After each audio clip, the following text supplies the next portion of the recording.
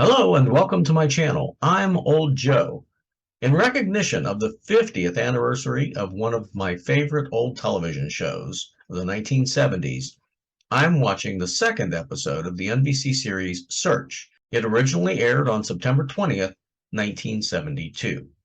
If you like this content, be sure to like, subscribe, and comment below. Search was a little-known science fiction detective series that aired Wednesday evenings at 10 during the 1972 fall season. It was my favorite show when I was 13 years old. And it says on the back cover of the DVD set, it's the coolest spy-fi show you've never seen. So without further ado, let's dive into the episode 2 of Search. One of our probes is missing, shall we? Beware, spoilers lie ahead.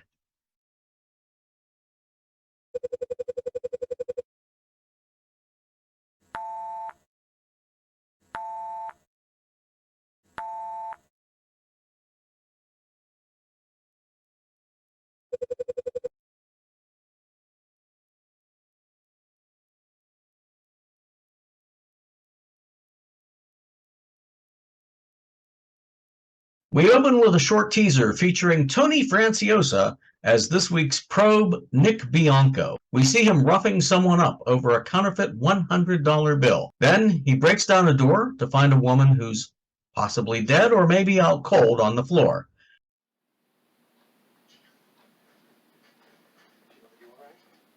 Then someone tries to run him down and he merely jokes about it.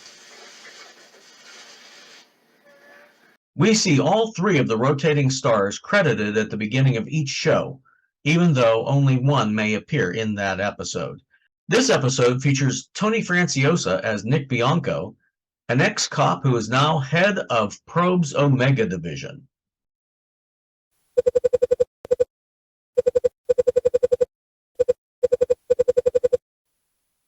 Anthony Franciosa, often credited as Tony Franciosa, was born Anthony Papaleo in New York City on October 25, 1928. Shortly after graduating high school, he auditioned for and got a part in a play. He began using Franciosa, his mother's maiden name, as his stage name when he began acting professionally. He ended up on Broadway with a Tony Award nomination. But Anthony Franciosa had his sights set on Hollywood.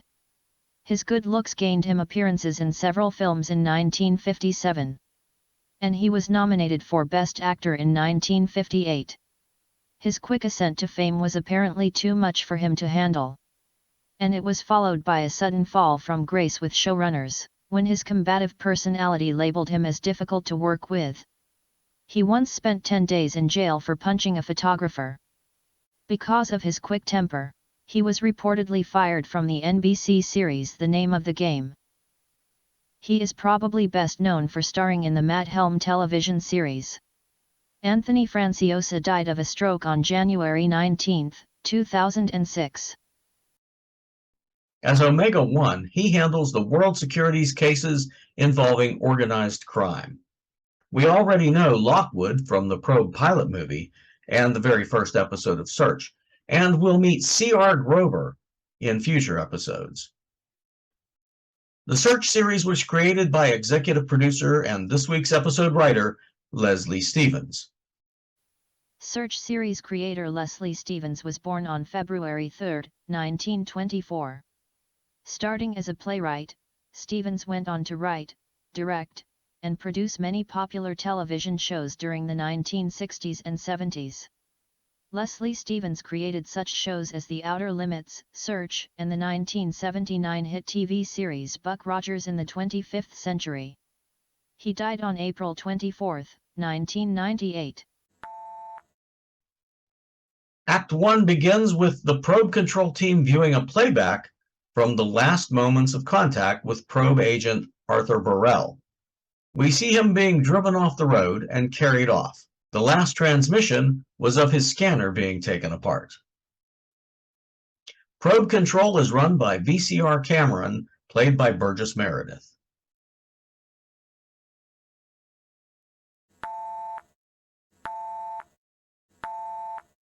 Burgess Meredith, born November 16, 1907, was well known for his portrayal of the bookworm in the first season episode of The Twilight Zone titled Time Enough at Last. He is probably best known for portraying the Penguin in the 1960s Batman TV series, as well as the movie by the same name. He was active in the film industry for more than 6 decades before his death at age 89 on September 9, 1997. Cam reports to Dr. Barnett, played by the sometimes credited and sometimes uncredited Ford Rainey. Ford Rainey was born Sanford Rainey in Idaho on August 8, 1908. He had to overcome his terrible schoolboy shyness and become comfortable in front of audiences while performing in school plays. He served in the Coast Guard during World War II. He acquired his first film role in 1949. He didn't seem to land many leading roles, but he was a popular character actor for decades. His tall stature and his commanding appearance made him a shoo-in for the role of a judge or military commander. He played a president several times. He died July 25, 2005 at the age of 96. When we first meet Nick Bianco, he is confronting a bartender about some money he'd loaned the man to go straight. Nick says he tried to collect his money, but he'd been set up to be killed instead. This bartender pulls a gun on Bianco. It's starting to look bad for him, but Nick turns the tables on the bad guy, and he gains the upper hand. This next dialogue struck me as fairly odd. We know that the original probe, Hugh Lockwood, is very much aware of Cameron just popping into his head now and then. When Nick hears Cam calling him, he reacts as if he doesn't know what's happening. Bianco, this is probe control calling a mega probe. Do you copy? Your jack is working. This voice in your head is green. Nick Bianco, come in, please. Yeah, this is Nick Bianco. Got it. This is Cameron. We have an executive order directing you to report at once for emergency briefing. He is a trained probe, isn't he? Probe control is made up of most of the same people as usual, except Amy Farrell as the Dr. Amy Murdoch is sitting in for Gloria Harding. Now, I don't remember, it's been 50 years, did Gloria only work on Lockwood's cases? Nick and Murdoch share some glances, and she smiles at him. Will she get as jealous about Bianco as Gloria does with Lockwood? We discover that the missing agent was investigating a counterfeiting scheme. We get a video conference with Treasury agent Hugh Emery, played by Larry Linville. Larry Linville was born on September 29, 1939. His acting career spans more than 3 decades, but he is probably best known for his portrayal of Major Frank Burns, the character we all loved to hate on the popular CBS sitcom MASH. He died at the age of 60 on April 10, 2000. There seems to be something odd about Larry Linville's performance as Hugh Emery. To me, he appeared to be as if he was about to fall asleep. I don't know, was Emery bored? Bianco is supposed to contact the last person known to see Burrell, an undercover Treasury agent named J.W. Davenport. Jill Davenport is played by the beautiful Stephanie Powers.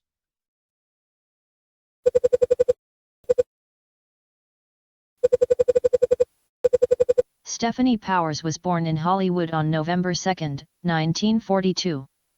She began acting in her teen years, and she appeared in more than a dozen motion pictures while she was under contract at Columbia Pictures. MGM wanted her for the lead in The Girl from U.N.C.L., a spin-off of their popular The Man from U.N.C.L. series, so they bought her contract. Unfortunately, the show ended up with less than desirable results. In other words, it was a flop. It took years for Stephanie Powers to regain her popularity after that.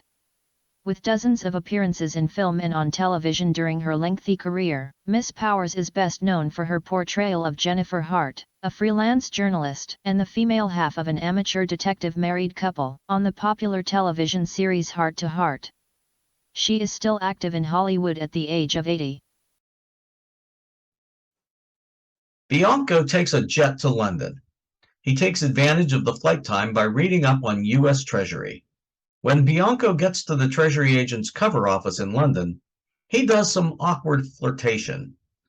My 50-year-old memories of the Bianco character seem to indicate that he was somewhat of a jerk. This memory was confirmed by the way he treats Miss Davenport in this scene.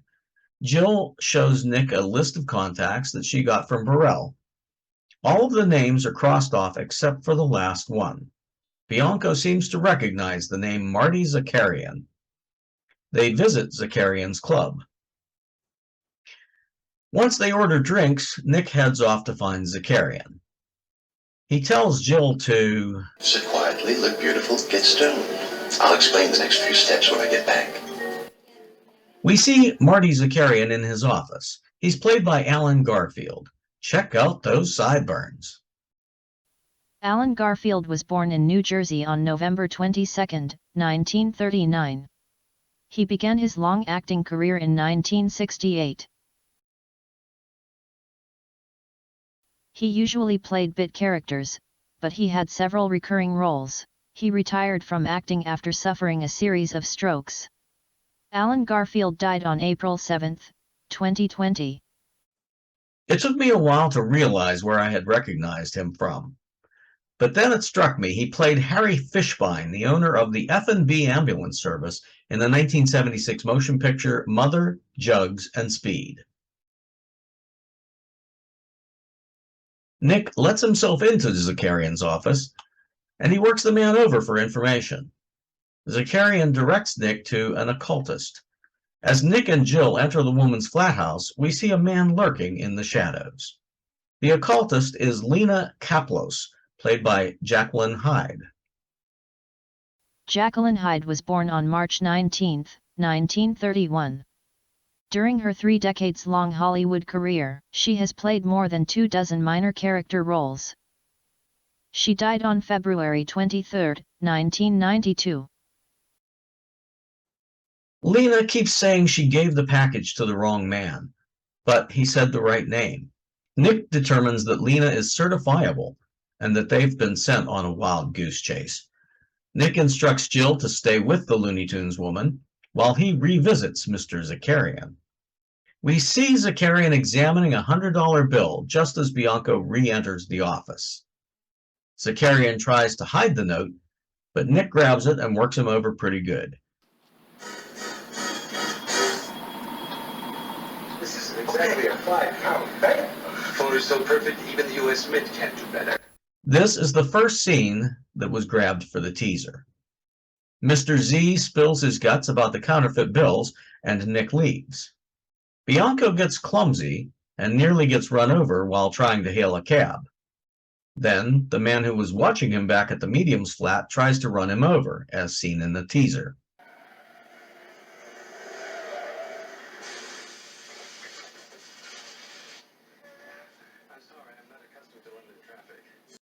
Nick finally hails a cab and heads back to get Jill Davenport. He gets an update from Probe Control. They've tracked down information about the Kaplos family. When Jill fails to answer the door, Nick breaks it down. This is another one of the scenes from the teaser.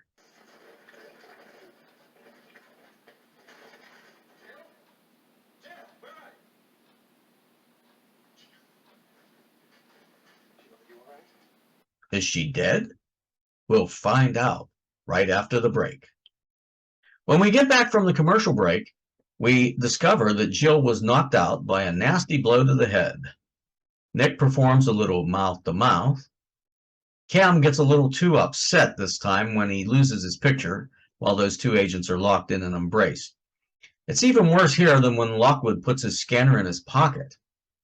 Nick carries Jill off to bed.